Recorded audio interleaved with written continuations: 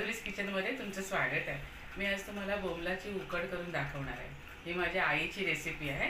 त्यासाठी लागणारं साहित्य आपण बघूया। मी स्वच्छ धुवून दोन दोन तुकडे करून घेतलेले आहेत। हा कांदा आहे, टोमॅटो, हिरवी मिरची, लसूण, कोथिंबीर, 1 चमचा हळद, 1 चमचा धना पावडर, 1 चमचा काश्मीरी मिरची, कोकम आणि तेल। हे तुम्हाला मी आता करून दाखवते। भांड्यामध्ये मी हे 2 चमचे तेल घेतलेले आहे। त्यात मी कांदा घालते।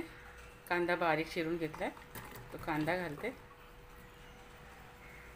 मिरची घालते, टोमॅटो, कढीपत्ता,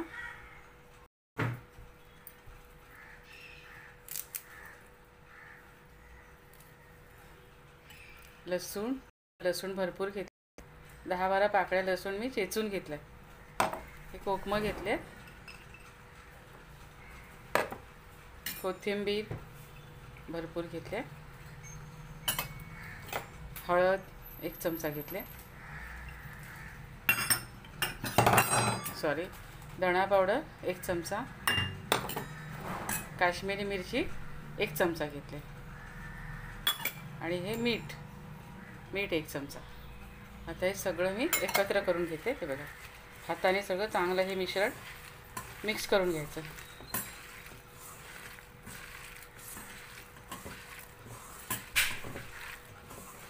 याला तेल फार कमी लागतं।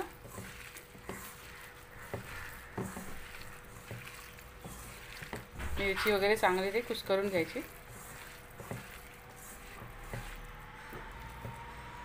आणि हे मिश्रण तयार झालं आपलं। मिक्स करून घेतलं मी सगळं हाताने। आता त्याच्यामध्ये आपण हे बोंबील घालूया।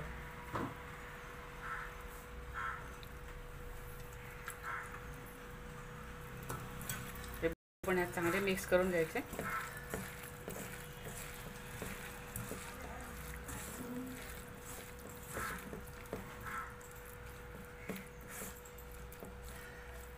आणि हे भांडं आपण असंच गॅसवर ठेवायचं, मंद गॅसवर 15 मिनिटं ठेवायचं। आता हे गॅसवर ठेवते। सगळं चांगलं लावून घेतलं सगळं त्याला। आता मी हे गॅसवर ठेवते।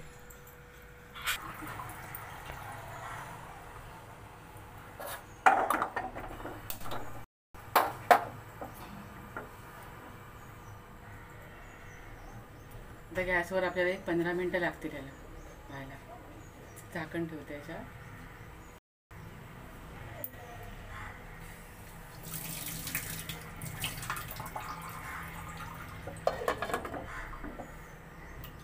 गॅस मंद ठेवला।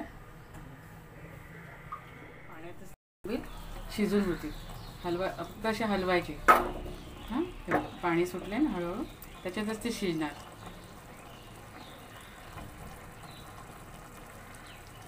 अजून 10 मिनिटं लागतील त्याला।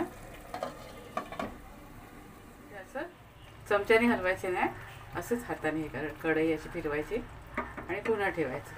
त्या पाण्यातच ते शिजून जाईल।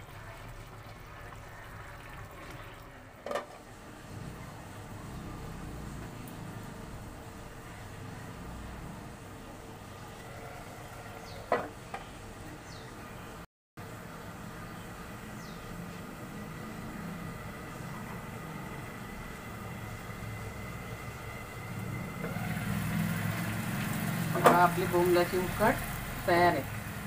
जास्त वेळ 10 मिनिटं झाली, बरोबर 10 मिनिटाला तयार आहे। गॅस बंद करते।